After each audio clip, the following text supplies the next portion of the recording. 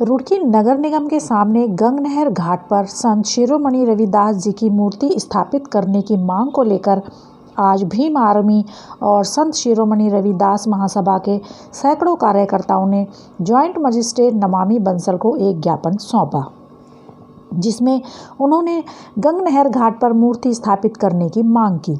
इस दौरान joint magistrate Namami Bansal ने सभी कार्यकर्ताओं को आश्वस्त किया कि संबंधित विभाग को पत्र भेजा जाएगा, जिसके चलते नियमानुसार आगे की कार्रवाई की जाएगी। आपको बता दें कि देर शाम नगर निगम के सामने गंगनहर किनारे संत रविदास जी की मूर्ति हटाए जाने से नाराज दलित समाज ने सैकड़ों लोगों ने सिविल लाइन में जाम लगा दिया था और पुलिस प्रशासन के खिलाफ जमकर प्रदर्शन किया था। हालांकि देर शाम पुलिस के आला अधिकारियों के हस्तक्षेप के बाद जाम को खोल दिया गया था, लेकिन मूर्ति हटाए जाने से नाराज दलित समाज के लोगों में भारी गुस्सा था, जिसको लेकर बड़ी संख्या में महिलाएं और युवा सड़क पर आ गए थे और उन्होंने जाम लगाते हुए जमकर प्रदर्शन किया था, जिसके बाद भारी पुलिस फोर्स और पीएसी मौके पर तैनात कर दी गई थी।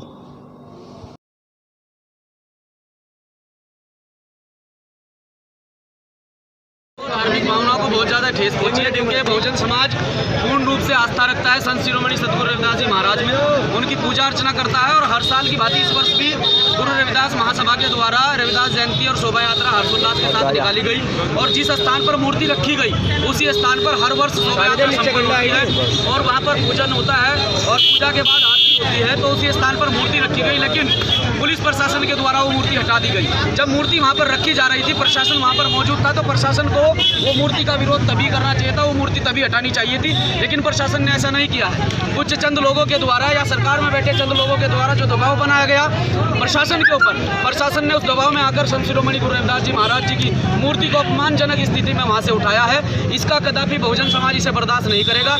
आज इसी संबंध में हम जॉइंट मजिस्ट्रेट से मिले। जॉइंट मजिस्ट्रेट ने हमें आश्वासन दिया है, हमारा जो मांग पत्र है वो तत्काल जो संबंधित विभाग को भेजा है, नगर निगम को भेजा है। हमारा डेलीगेशन बनाया गया है 12 लोगों का, वो डेलीगेशन नगर निगम के आला अधिकारियों से मिलेगा, अधिकारियों से वार्ता करके इस पर तत्काल प्रभाव से कार्रवाई कराएगा और तत्काल इसमें अनुमति देगा और अनुमति के बाद हम वहाँ पर मूर्ति रखेंगे। कहीं ना कहीं जब मूर्ति रखी गई थी उस समय प्रशासन के या पुलिस के लोग मौजूद थे, तो उस टाइम विरोध नहीं हुआ? टाइम ये मूर्ति रखी गई थी उस टाइम समाज के लोग ज़्यादातर वहाँ पर मौजूद थे और जब शोभा यात्रा वहाँ निकाली जा रही थी तो प्रशासन के लोग बखूबी वहाँ मौजूद थे। प्रशासन के लोगों के सामने मूर्ति रखी गई है, इसमें कोई दोहरा नहीं है, कोई छिप के मूर्ति नहीं रखी गई। क्या मानते हैं राजनीतिक दबाव है इसमें? ये पूरी तरह से राजनीतिक दबाव, आप देख सकते हैं किस तरह से पूरी तरह से राजनीतिक दबाव बनाया गया है। तो मैं सरकार में बैठे लोगों से भी कहना चाहता हूँ कि ये जनता है और जनता से ही नेता होता है, जनता से ही सरकार होती है। आने वाले 2022 में तुम्हें घर घर से ऐसा जूत पड़ेगा, जिस तरह से आप बहुजन महापुरुषों के मान सम्मान को ठेस पहुँचा रहे हो, उसी प्रकार से तुम्हें इसका भुगतान 2022 में करना पड़ेगा। जो उनको पूजने वाले लोग हैं वो दलित समाज से हैं, वरना आज तक जितनी भी मूर्तियां घाट पर बने हुए हैं उन्हें आज तक किसी ने हटाने का काम नहीं किया है। लेकिन ये एक दलित समाज के होने के नाते कि ये उन्हीं के महाराज, उन्हीं के भगवान है, जिस कारण आज ये मूर्ति हटाने का काम किया गया है।